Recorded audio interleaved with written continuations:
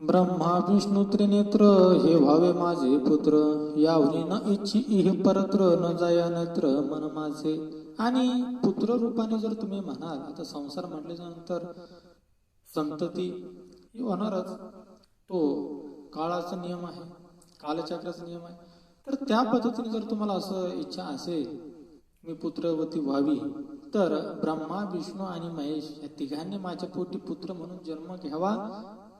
आणि म्हणून मला परत्र म्हणजे मेल्याच्या नंतर किंवा इथे असं वेगळं काही असं मागायचं नाही.